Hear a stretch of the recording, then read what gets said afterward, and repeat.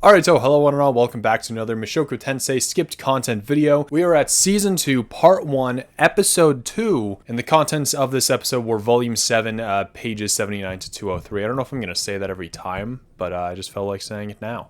What pages this covered. And so, let's just jump right into things.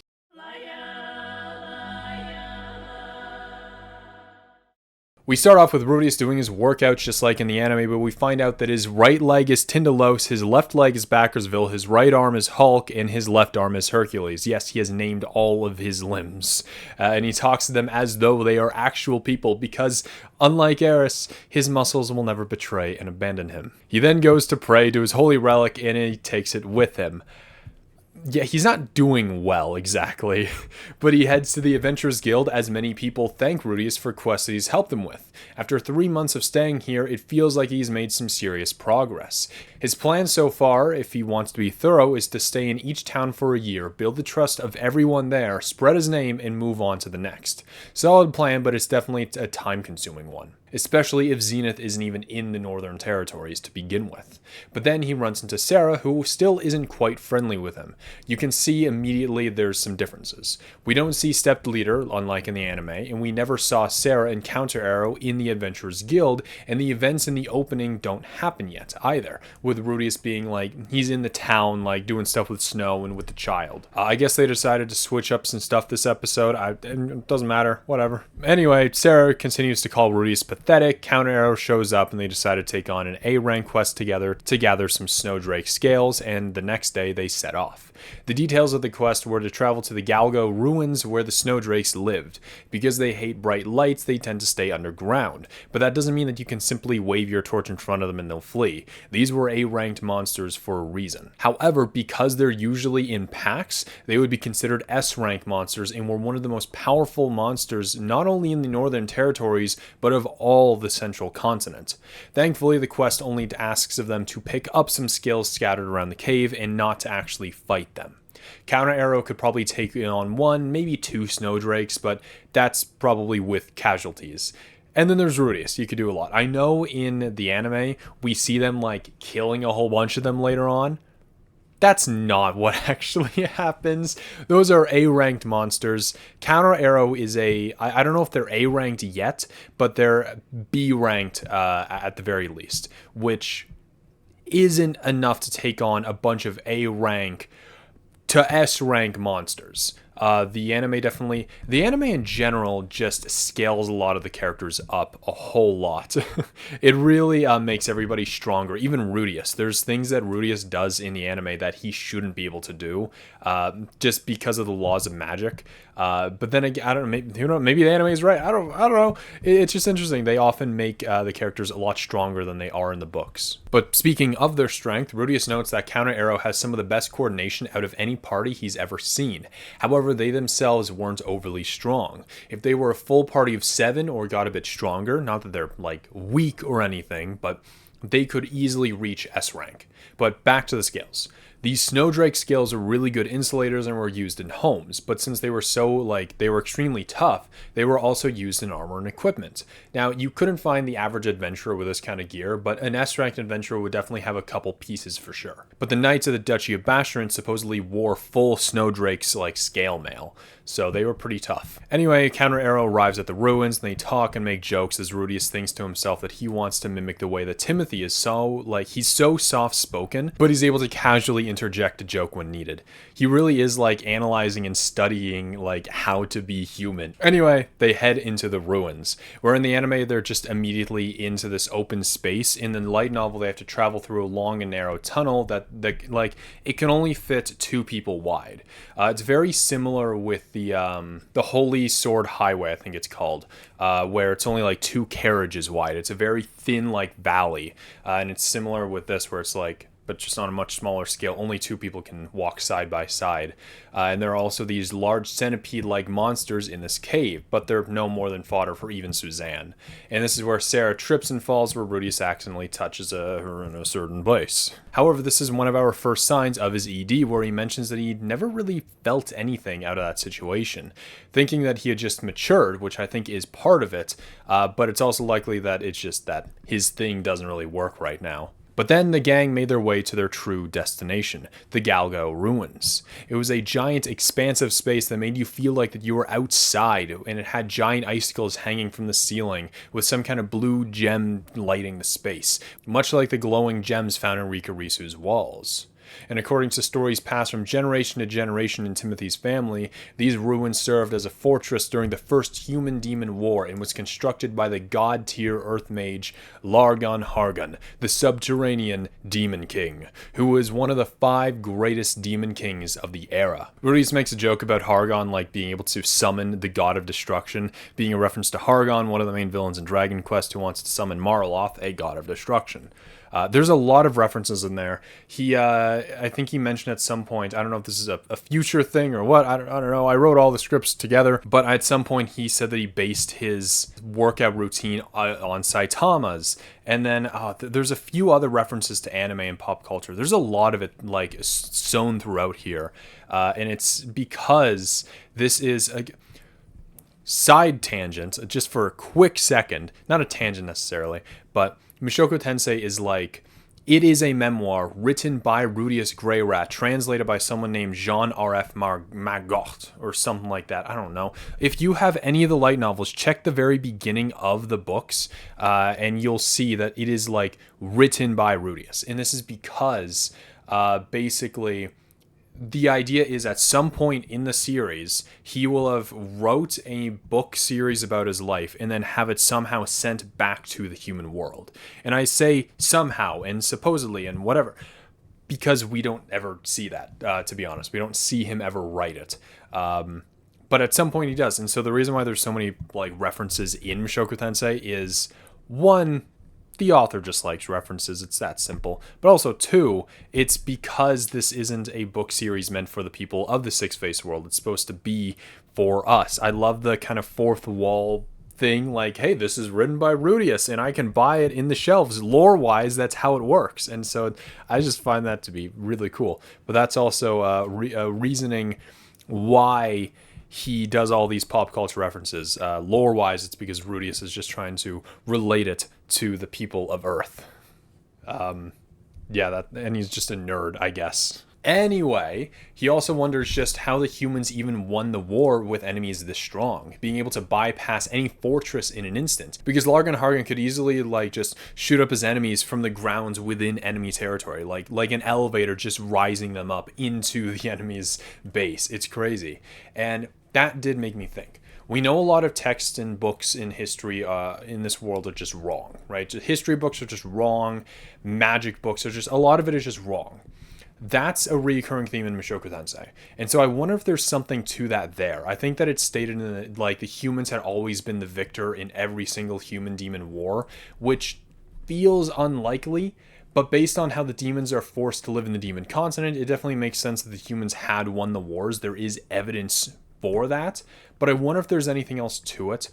There are a couple Mushoku Tensei prequel stories that I haven't read yet, which could answer that, but I do find it to be an important question to ask at the very least. Anyway, back to Timothy. We actually find out that he grew up in Renoa Kingdom in a nameless village and spent many years in Sharia, where he attended the University of Magic before heading to Asura to become an adventurer. However, this does actually tell us where his silent spellcasting teacher came from, and it was none other than Renoa's Magic University. No surprise there, really.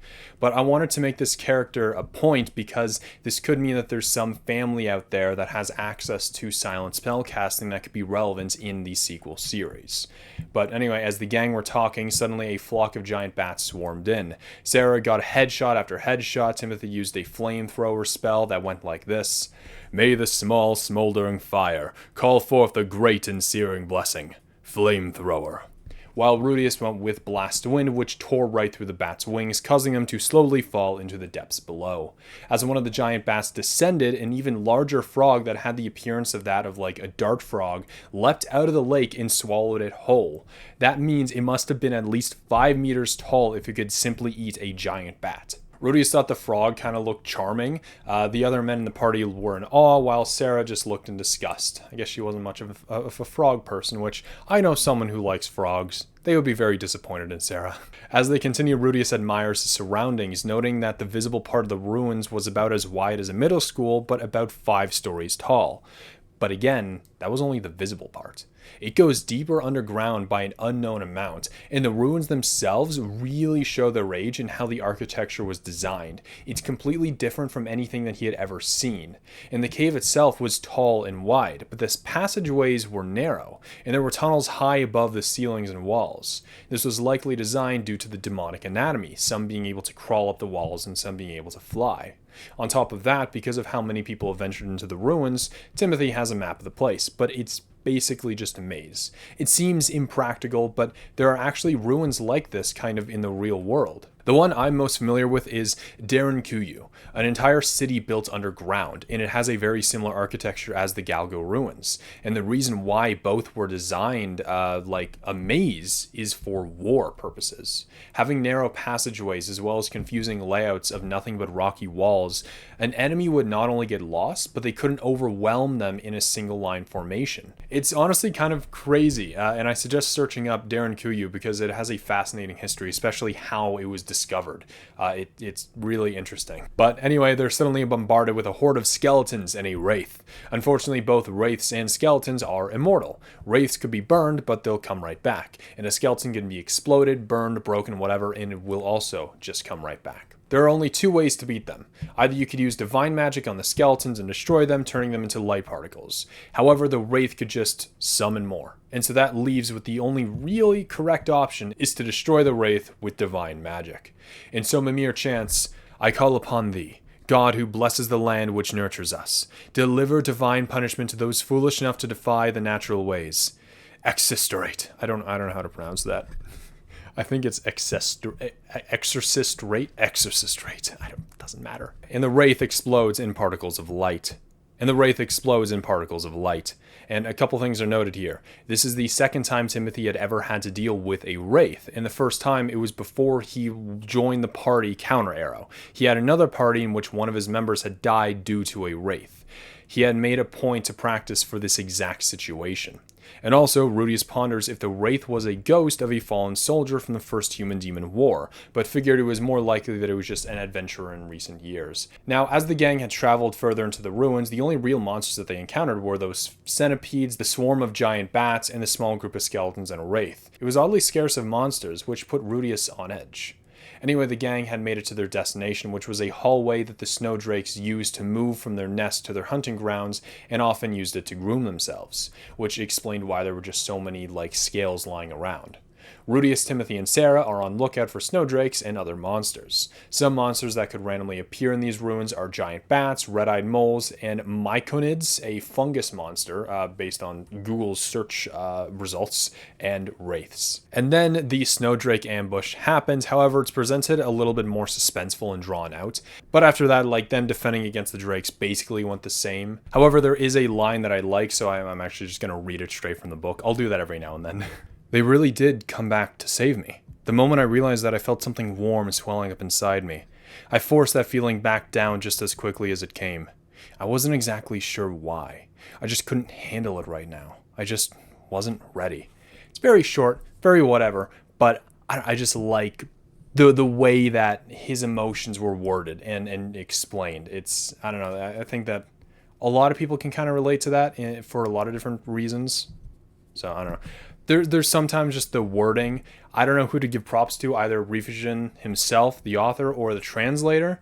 But it's sometimes the wording in the books are just amazing. And I will every now and then just pick up the book from the shelf and give it a read. Now, as I mentioned before, unlike in the anime, Counter Arrow isn't really able to deal any actual damage to the snowdrakes. Rudius was the only one actually able to make fatal blows to these drakes, and even still, it was a bit difficult. However, the encounter with Soldat basically went the same. Of course, as usual, we do get a bit more information. For one, it's likely that the Ilbron cave is actually a part of the ruins, but was sealed off during the war, meaning that the ruins are far bigger than what they seem. And they are already pretty big. And so something happened that reconnected the two halves together. And this is why there weren't too many monsters. They were all over in Ilbron Cave, the cave that mostly was inhabited by D or E ranked monsters, and was popular for its excessive amounts of rock salt. However, because of whatever caused the two caves to connect, the many more C-rank monsters and above started showing up. There was actually a B rank quest for this, to slay all these excessive monsters in that in Elbron Cave. But when a party went to slay these monsters, they were slain by the Snowdrakes, which boosted the quest to S rank. And that is where Soldat's party, Step Leader, came in to accept the quest. Now, Step Leader is an S-rank party who is within the clan Thunderbolt. For a refresher, because the last and only time I've ever talked about clans is in my Season 1 Episode 10 skip content video, a clan is when 2 or more parties join together. It's basically like a party of parties, and you can receive more rewards when you are in a clan. I don't know what rewards there are, but there are apparently rewards. There's at least like 5 or 6 parties in Thunderbolt from what we've seen, I believe. We don't exactly know too many more other parties aside from Step Leader. But anyway, Step Leader is known to be the strongest party in the city of Rosenberg and mostly take on labyrinths rather than take quests. Other than that bit of information, everything else basically went the same. After that, Counter Arrow had returned to the Adventurers Guild to cash in their reward, and Soldat and his party had already gotten there first, gloating about their adventures of how they saved the whole town from snowdrakes. Rudius got his cut, which was a small like a little sack of snowdrake scales, which, despite how many of them that were just killed and sold, the price of the scales was supposed to rise. And so he decided to basically make an investment and keep them for about 6 months and then sell them off. And then Sarah asks Rudius to join the after party, which he had always shut down before. It was common for a party who had just taken on a multi-day quest to celebrate them not dying, basically. But what Rudius had always done is go home, pray to Roxy, tell her about his day, and then go to sleep. It's wholesome, but also sad.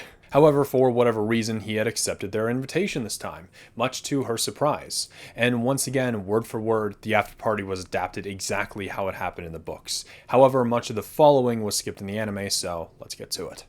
First off, we get Sarah's point of view, which is going to be a regularly skipped occurrence. This time, she thinks back to how rude Soldat was to Timothy, saying that he is the one that needs leadership correcting, not Timothy. And then she started to defend Rudius before catching herself because she hated Rudius, right? Soldat was right. He has that fake and irritating smile, but it's not like she's defending Rudius. It's kind of like the better of two evils, of course. Soldat is just way worse than Rudius, but Rudius is still bad. Plus, Rudius is a nobleman, part of the same nobles that had let her village get destroyed by monsters, having her parents die when she was young. They never deployed knights and defended her village, but Rudius did stay back and risk his life multiple times for them now. She's like, okay, I guess I don't hate Rudius, but I don't like him. Not hating someone doesn't mean that you like them, obviously. So we can kind of see why she's growing favorable of Rudius. She doesn't like him because his family was the cause of her parents' death, the Notos Grey Rats. But at the same time, he is different from the rest of them and is willing to lay his life on the line in order to protect her and the rest of the party, unlike any other nobleman that she's ever met. It's this shift in perspective that he's giving her that I think is part of the reason why she's gaining interest in him. But anyway, a few months pass and it's now winter. Despite only being a short bit of north of Asura, the stark difference was very noticeable. Winters in Asura were barely just a thin layer of snow, while the winters in the northern territories caused imports to stop and the inability to grow crops altogether. This meant that the main food source were beans as well as fermented dishes like pickled vegetables and the meat of nearby animals and monsters that the adventurers had slain. It was the custom in this region to take these bland foods and wash them down with alcohol. However, much like Timothy, who was probably the first fully sober adventurer that Rudius had ever met, Rudius didn't drink. But now it's been about 6 months since Rudius had arrived in Rosenberg and felt as though he had done all that he could. New and veteran adventurers alike knew Rudius' name and why he's here, as well as the merchants and business owners. He had spread his name and wishes as far as he could here, which meant one of two things. After not hearing about Zenith in 6 months, that meant that she was either somewhere else in the world or dead. But as unmotivated as he is about the idea, once winter subsides, he'll head off for the next city. But Rudius, now in the Adventurers Guild, notes that it's quite busy and that it's normal during the winters like this. Most adventurers don't want to leave for multi-day quests in this kind of weather, so they mostly stick to quests in or around town. As Rudius was waiting for an interesting quest to be posted or for a party to ask for his help, Soldats entered the guild. Anytime that Soldat would see Rudius, he always made a point to mock him or to show his contempt. Now, Rudius knew that Soldat wasn't a bad guy or anything. Although he had his problems with Rudius himself, it's not like he's a hypocrite or anything. Soldat could back up his words with his actions for sure. And Soldat didn't openly go searching for Rudius to harass him or anything. It's likely that he's trying to avoid Rudius just as much as Rudius is trying to avoid him. This time, Soldat says that Rudius always does everything half-assed like in the anime. This strikes a chord for Rudius, and since he hadn't seen Counter Arrow in a few days now, he decides to take on a quest. Any quest, just to prove to himself that he is trying. Unfortunately, every quest available is related to removing snow. Clearing snow off the road, clearing snow off rooftops, clearing snow out of the garden of the Liege Lord's mansions, and clearing snow off of the ramparts. Stuff like that. And so Rudius' quest that he took on was one to basically remove the snow that they shoveled into the town's plaza. Now, from my understanding, all the snow that gets shoveled across the town gets pooled into the plaza, and in the center of the plaza is the snow's final destination. First, it's gathered like kind of around the plaza, and it was Rudius' job, as well as many others, from adventurers to knights and even kids, to shovel it to the center of the plaza, like circle area. From there, Rudius would go over to a device, pool his mana into it, and this device took all the snow piled in the center of the plaza and melted it within seconds. After he did that, everybody started to clap and applause. Apparently, Rudius' employer, who knew Rudius as Quagmire, the saint-tier magician, thought that he could melt maybe a third of the snow, meaning that the average magician could probably do maybe a fifth before running out of mana. But Rudius felt as though he didn't really do much, and he felt that he could keep going all day with this. However, his employer said that the job it was done. He did his job, and so Rudius instantly went back to being bored. And now, to explain how this device worked. It's likely that the center of the plaza had a large spell circle engraved into it, like inside of the bricks. Rudius noted that it seemed like that the bricks were engraved with something, so altogether the town's plaza was a giant magical device powered by spell circles. When Rudius activated it, he put his mana into the device, which powered the spell circle, causing some sort of fire magic to occur. Where the water went from the snow is kind of unknown, but it's possible that it was just sent to like a sewer system or something. And so it's really interesting that they're able to like create technology like that through magic. I find that to be really fascinating, and it's like, what else can you do with magic and spell circles and stuff, right? I'm excited to see more of that in the future, because there will definitely be more machinery, I guess, and technology made through magic and spell circles, and it's all really cool. But anyway, before he had activated the device, he was heading over to it, and he had seen a little girl slip and fall. Now, of course, this could hurt, but she seemed like really hurt by this fall. He had gone over to her and noticed something was wrong with her foot. The girl seemed really nervous and acted as though nothing was wrong, but then he took off her boot, and it was revealed that she had some very bad frostbite. Rudius says that he'll heal her, however she protests, but Rudius goes on with it anyway. After he heals her, she apologizes and says that she can't pay him. Apparently, many sleazy people will heal orphans and children like this, force them to pay up for it, but if they can't, then they're sold into slavery. But of course, Rudius doesn't ask for any kind of payment, and then he's soon called to activate the device. But once he was done the job and he was ready to go home, a different little girl ran up to him and asked for his name. He gave it, and then she ran off to a group of friends as they whispered before running off to a nearby alley. The first girl that he had healed was among the group, and she bowed to him before running with the others. Normally, Rudius hated people gossiping about him, but something about this was different. Perhaps it was a good thing that he had healed her. It put him in a pretty good mood. But then he went back to the Adventurers Guild and found Counter Arrow. And back came his regular feelings. The conversation went basically word for word, like in the anime, so Rudius went off to find Sarah in the Trier Forest. Rudius didn't know why he was going off to find Sarah. Was it because he wanted to save her? To repay her kindness? Nah. It was just because he wanted results. He wanted to accomplish something. He wanted to not abandon her like Eris did to him. And that is why he went off to find Sarah. As he traveled through the forest, he ran into some snow treants. Snow treants are just regular treants, but covered in snow, and they just throw snow on nearby people. However, some would know ice attacks and do some serious damage. Rudius used a spell called Burn in Place to take care of any falling snow, and a simple stone cannon was able to destroy the treants. Also, somewhat unrelated, he has snow gear made from snow hedgehog, which absorbs water, but it also makes it heavier, but it's good for snow because it doesn't absorb snow only when it melts, and so he's just able to brush it. It's just really good snow gear, basically. Anyway, he soon found out that the pack of snow buffaloes, which, unlike our herbivore buffaloes, were not only carnivores, but are also cannibals. They mostly kept to themselves unless someone comes into their territory, and then they attack. And to top it off, they used their similar tactics that Ruijerd had taught Rudius. Just like Ruijerd, these buffaloes purposely leave corpses of their prey around to lure other animals by its scent. These were not simple animals. They were monsters. Anyway, Rudius killed off the buffaloes using a spell called Earth Hedgehog, and used an Earth Lance to kill the remaining survivors. He then finds Mimir's head, puts it in a bag to return home with, and then comes across Sarah's earring. But that's when he came face to face with the gigantic Icefall Treant, an abnormally ancient and powerful treant. A single branch of it was wide as Rudius himself, and his stone cannons could do nothing to it since it was smart enough to cover itself in a thick layer of icy armor. However, it was still a treant, so all it could do was alternate between creating giant ice blocks and swinging with its branches. After understanding the attack pattern, Rudius used Cutting Flame to destroy any branches that attack. After a short while of repeating this, there was no more branches close enough to attack with, and so the treant played dead as Rudius cut Sarah out. Treants will take people alive and absorb their mana to keep themselves alive. Some treants will kill their victims instantly, while others will slowly drain them over time. Thankfully, this treant was of the latter kind.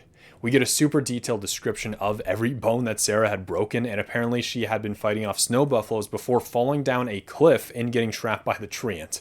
She had it rough. Also, her earring is a magical item that if you were to stab someone with it, they would hallucinate for a short time, which is pretty useful. And what's also super detailed is the lack of clothing on Sarah. But Rudius feels like something is off. He just can't put his finger on it. The situation that they're in, something's not right. However, continuing on, he says that it's thanks to this event with Sarah that he feels like he can finally push forward even further. Reuniting with Counter Arrow was pretty similar, except Timothy was about to ask Rudius to join their party, but ultimately he decided against it, since both he and Rudius already knew the answer to that. And that is Episode 2 of Mushoku Tensei Season 2, Part 1's skipped content from the light novel. That one was, it's got some stuff going on in there, a lot more lore this time around in this skipped content. And any fight that kind of happened was just a lot more emphasized and detailed, and so it was really nice to see all of that, or hear it, I guess, because you guys can't see anything. I couldn't even see anything, really. Whatever. Anyway, I hope you enjoyed this video, and if you did, give it a like and subscribe for more Mushoku Tensei content, and I will see you in the next video. Goodbye.